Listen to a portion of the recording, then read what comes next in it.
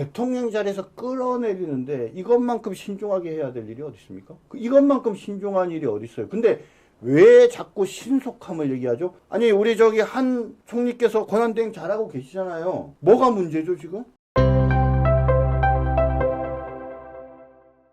지금 현재 대통령에게 어떤 상황으로 진행되어 가고 있습니까? 정 변호사님이 2차 소환 통보했다고 하는데 지금 이제 어떻게 진행되는 거예요? 지금 뭐 여러분들 아시겠지만 크게 보면은 두 파트로 나눠져 있죠. 검찰팀과 경찰, 그 다음에 군 경찰, 그 다음에 저기 공수처 이렇게 해서 두 팀으로 지금 나눠져 있는데요. 검찰은 현재 윤석열 대통령에 대한 2차 소환 통보를 해서 21일까지 출석하라라고 얘기를 했고요. 그 다음에 저기 공수처를 중심으로 한 그 팀에서는 같은 날 대통령에 대해서 소환장을 보내면서 내일인 18일 날 출석하라 지금 이렇게 했습니다. 거기에 대해서 현재 윤석열 대통령이 아직 변호인단이 완성되지 않았기 때문에 구체적인 답을 주지는 못했고 현재 변호인단을 구성하고 있으니까 좀 추후에 다시 일정을 협의하자 그렇게 지금 해놓은 상태입니다. 그런데 이제 고민스러운 거죠. 이거 어디로 가야 됩니까? 윤석열 대통령 가야 됩니까? 말아야 됩니까, 여러분? 근데 그다음에 지금 어디로 가야 됩니까? 근데 정 변호사님 여기저기서 오라는 것도 그렇지만요. 네. 헌법재판소도 왜 이렇게 빨리 열려요? 헌법재판소는 현재 27일 날 해놨는데요. 네. 아까 지금 말씀드렸지 않습니까? 원래 이제 이런 거예요. 자, 이거 지금 탄핵 사건 소추돼서 왔습니다라고 일단 보내고, 그러고 난 다음에 그 다음에 답변서 언제까지 보내세요라고 보내고, 네. 그 다음에 기일 지정했으니까 언제까지 해주세요 보내고, 이런 것이 순차적으로 이루어져야 돼요. 네. 근데 문영배가 뭐라고 얘기를 했어요? 자, 접수 통보, 그 다음 답변서 제출, 그 다음 기일 지정 통보 이 세 개를 뭡니까? 한꺼번에 날렸어요. 아니 세상에 이런 경우가 어디 있어요? 재판을 하는데. 그럼 변론 준비일에는 대통령께서 직접 나가십니까? 변론 기일을 할 때는 이제 원칙적으로는 이제 대통령이 나갈 수도 있는 거죠. 그러니까 지금 뭐냐면 일종의 준비 기일 같은 건데 변호사가 있으면 변호사가 나가도 되고요. 그리고 당사자는 직접 출석하지 않아도 큰 상관은 없습니다. 근데 다만 대통령께서는 직접 출석하시겠다고 했고, 제가 이 방송에서 말씀드렸습니다. 헌법재판은 원래 변호사가 있어야만 진행이 돼요. 그런데 윤석열 대통령은 현재 변호사입니까? 아닙니까? 아니죠. 하지만 윤석열 대통령은 변호사 자격이 있는 사람이에요. 변호사 자격이 있는 사람은 본인이 헌법재판을 직접 수행할 수가 있습니다. 그러니까 변호인이 없더라도 변호사 자격이 있는 사람으로서 준비기일에, 준비 절차에 가서, 그죠? 필요한 말씀을 하실 수가 있습니다. 윤석열 대통령 생신이 내일이더라고요. 저도 아까 찾아보고 들어왔습니다. 12월 18일이었는데 몇 년 전이었던 것 같아요. 후보 시절이었던가요? 12월 18일이 대통령 생신이라고 사람들이 축하하던 기억이 나는데 이번 생신은 굉장히 좀 우울할 것 같습니다. 그래서 여러분도 대통령 우리가 이렇게 쓰는군요. 분명히 저는 그렇게 생각해요. 이렇게 보실 거예요.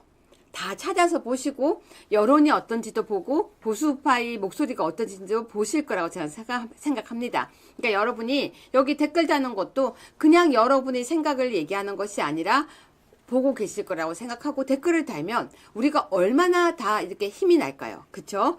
자, 지금 정 변호사님이 설명하셨는데 이게 참 이상한 거예요.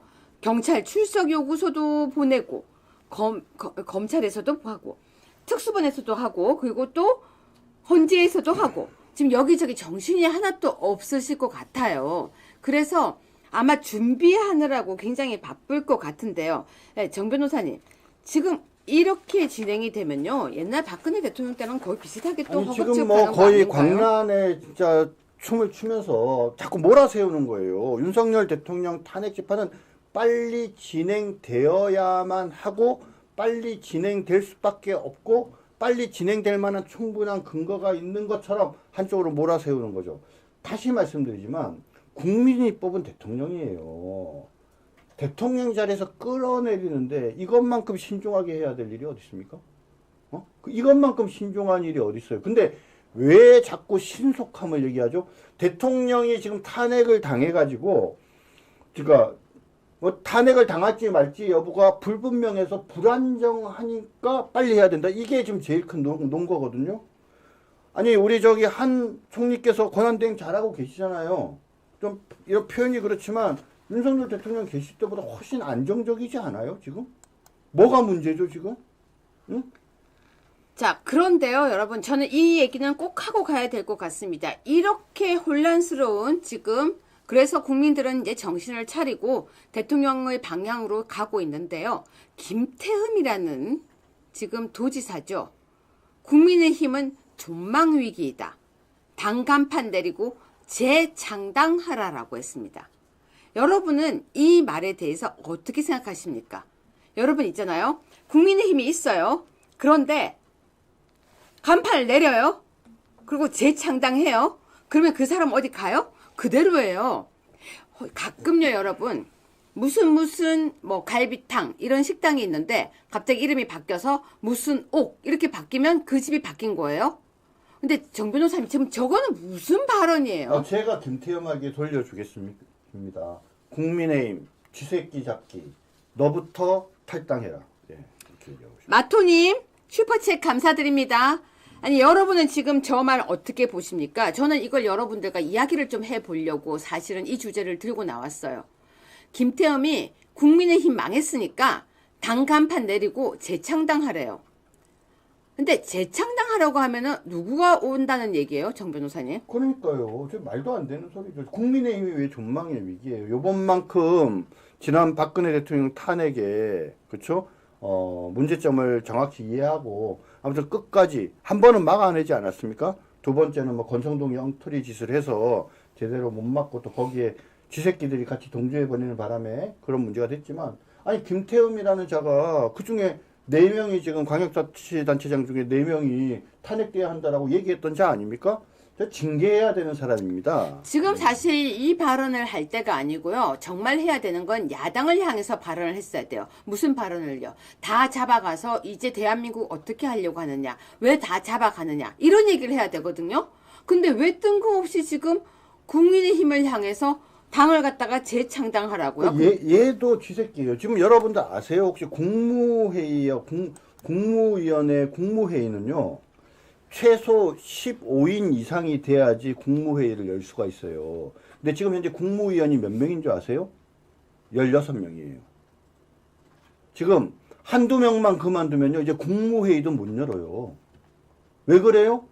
얘네들이 막 온통 탄핵해대고 그 다음에 막 잡아넣고, 그만두라고 막 이래버리고, 그러니까 또 비겁한 몇몇이 또, 사표 내고 그랬잖아요. 구속된 사람도 있지만, 김용현 장관처럼. 그러니까 이제 뭡니까? 조금만 지나면, 한두 달 지나면, 국무회의를 열 수도 없는 상황이 됩니다, 지금. 이런 중차대한 상황에서, 단합을 해도 부족한데, 김태흠이란 자 말이에요. 처음부터 대통령 탄핵돼야 된다고 갑자기 나서더니, 무슨 저는 얼토당토 말도 안 되는 소리를 하는 겁니까? 제가 누구라고 말을 하지 않겠습니다. 오늘 제가 어떤 글을 읽다가 과거 2016년도 박근혜 대통령 탄핵 당시에 어떤 모 의원, 지금 현재 활동하고 있어서 이름을 얘기하지 않겠습니다. 모 의원이 했던 말을 봤어요. 뭐라고 했는지 아세요? 박근혜 대통령 탄핵하면 안 된다라고 하니까요. 탄핵을 해주고 면회를 자주 가는 게 그게 의리래요. 여러분, 면회를 자주 가는 게 의리래요. 어떻게 생각하십니까? 혹시 그 사람 박근혜 대통령 탄핵됐을 때 춤추는 그 사진에 나오는 사람 아니에요, 혹시? 네, 거기까지만 얘기할게요. 면회를 자주 가는 게 의리다.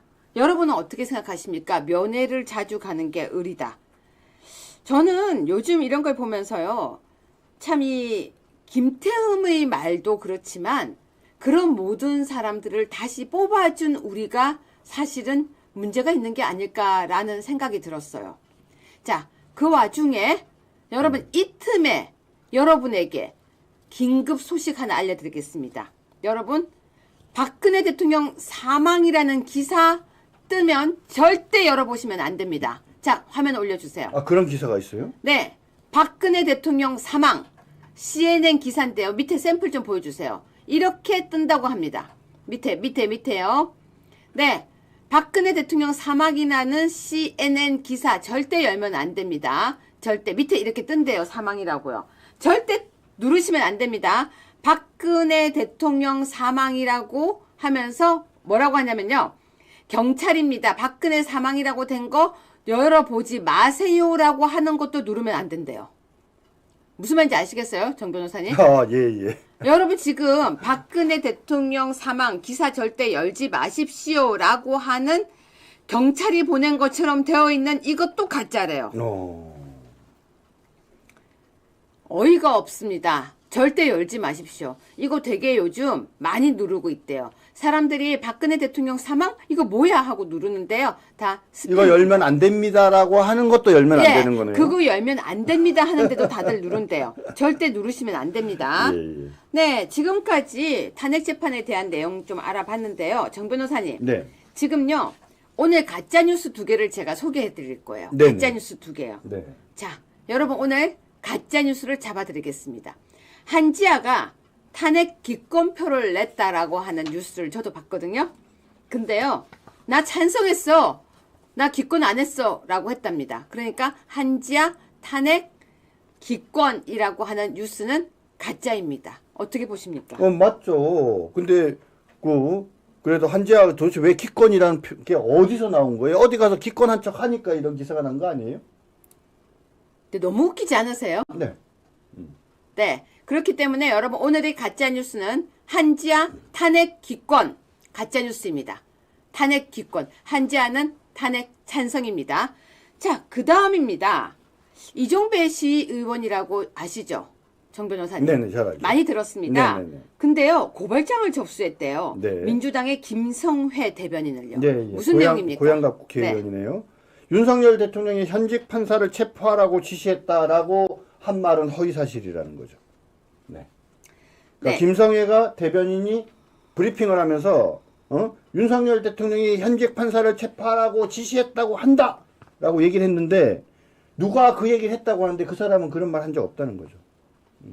네, 그래서 그 사진 좀 보여주세요. 그래서 김성회 대변인이 고발장을 접수를 했습니다. 네. 자, 다시 얘기하자면요. 윤석열 대통령이 현직 판사를 체포하라고 지시했다는 것 가짜입니다. 네.